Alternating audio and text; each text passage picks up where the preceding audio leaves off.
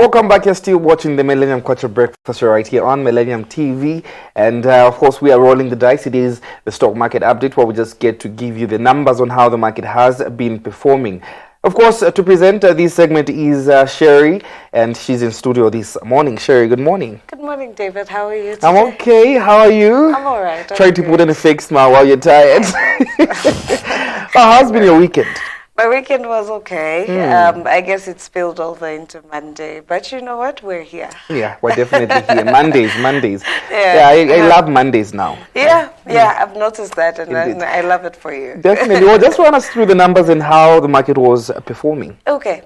So, David, as of last week, the performance of the market was exemplary, and usually when you are comparing it a week that then sort of like shows weaker trading activity, you begin to see declines. So in comparison, we had a slightly slow market activity in comparison, and I like to highlight that the three things that I usually speak about when I'm comparing is the LSMU index, the turnover, as well as the volume of shares.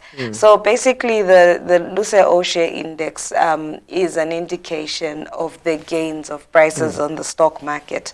And basically it's a metric that tracks that particular gains or declines in the stock market. The volumes then track how many shares were traded on the exchange. The turnover, on the other hand, then tracks the amount of money that was made based off the number of trades that went through. So looking at analyzing the LSMU index as of last week, slightly declined. It moved from 26,227 points to just about 26,151. So we saw a small decline in the previous week, showing stable market activity, but not as busy as the previous week. The number of trades also declined, so we moved from 3,068 trades to about 2,359 trades. So basically showing that even the number of transactions that went through on the exchange slightly went down. When we look at the volume of shares traded, and as I explained earlier, the volume of shares traded is basically the number of shares that were traded in a particular week. So it also slightly declined. We moved from trading 5,553 shares, 668, to trading only about 1.4 million and 96,000 shares. So that was also a sharp decline, moving from 5 million to about 1 million. The other thing that we note is the turnover, what this volume then culminated to. It also saw a very sharp decline, David, moved from 70 to about 71%, from 45 million to about 13 million.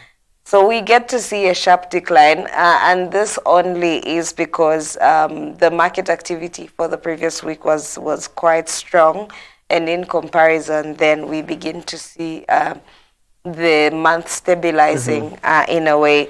Some of the major price movements that we noted for the week included Airtel, which moved by 0.57 ngwe. We saw Zanaco also gaining by 0.09 ngwe. We also saw Zafiri falling by 0.50 ngwe. And some of the decliners that we saw was Chilanga declining by 2 kwacha, .com Zambia declining by 0.40, Zambia Sugar declining by 0.20, BATZ declining by 0.10, and Standard Chartered Bank also declining by 0.10.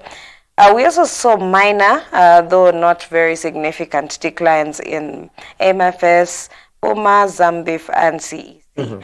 So basically, that was the trading activity for the market in a nutshell, showing the LSMU index, the turnover, as well as the volume, and the fact that there was slightly the market slowing down in comparison to a previously significant week. Now, you've mentioned some declines, in some activities.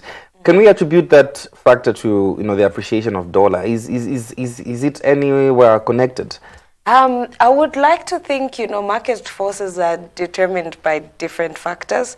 It could be a factor as well. So when we look at market activity and investor sentiment, it's informed by economic circumstances that are actually prevailing at a particular time. So you get to see that even the movement in stock prices is influenced by different things. Probably there's a probability that the movement of the dollar, significant move for that matter, has also contributed to this decline. In addition to that, I will remind you, at a time when financials are released, we get to see, depending on the performance of a particular company, you begin to see investors shift towards a certain direction. Sometimes when the performance of a particular stock or the financials of a particular stock are doing very well, you get to see the price of that stock suddenly go up. So basically, investor sentiment is influenced by different factors. And yes, I agree with you.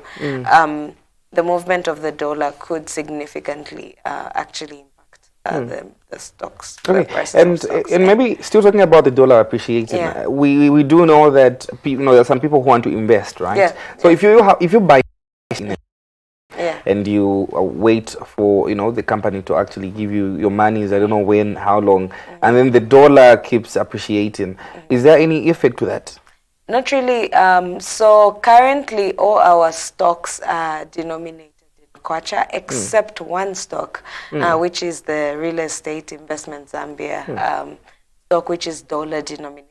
So it's the only REIT. It's got a REIT on the exchange, and it's dollar denominated. So trades are basically undertaken in dollar. So I guess they are going to experience either the gains or the loss as a result of the movement in the dollar. However, as regards other stocks, it really depends on the nature of business that a particular listed company is undertaking and how the dollar then gets to affect them. We get to see when they're presenting their financials at the end of year annual general meeting. They will tell you how the dollar actually affected them and how there was a loss of revenue sometimes as a result. And there's also companies that pretty much get to also have, so there's the impact depending on the nature of the business varies. So some companies are really affected, like dramatically affected, and some are able to survive the storm. Well, Sherry, thank you so much for the update. Otherwise, it is so much insightful. Thank you, David. It's always a pleasure. And just a reminder to the public, as usual, to log on to the mobile application and get trading. Get trading, get investing. All right, we take a very short break. I'll be right back on the other side with the talk segment.